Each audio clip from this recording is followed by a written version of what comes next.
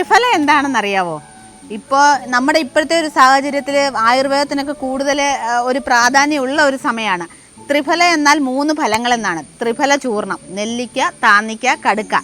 ഈ 3 മരങ്ങളുടെ കായുടെ പുറന്തോടാണ് നമ്മൾ ത്രിഫല ചൂർണമായിട്ട് ഉപയോഗിക്കുന്നത്. അപ്പോൾ ആ ചൂർണം നമുക്ക് നമ്മുടെ കടകളിൽ ആയുർവേദ ഷോപ്പുകളിലൊക്കെ വാങ്ങിക്കാൻ കിട്ടും, ഓൺലൈൻ മാർക്കറ്റുകളിൽ വാങ്ങിക്കാൻ കിട്ടും, ഓൺലൈൻ സൈറ്റുകളിലൊക്കെ വാങ്ങിക്കാൻ കിട്ടും. അപ്പോൾ ഇതിൽ നിന്നൊക്കെ വാങ്ങിച്ച് നമുക്ക് ഡെയിലി കഴിക്കാൻ പറ്റുന്ന, രാവിലെ വെറും വയറ്റിൽ അല്ലെങ്കിൽ രാത്രിയിൽ കഴിക്കാം കിടക്കുന്നതിന് മുമ്പ്. അതുകൊണ്ട് നമ്മുടെ ശരീരത്തിന് ഒരുപാട് ഗുണങ്ങളുണ്ട്.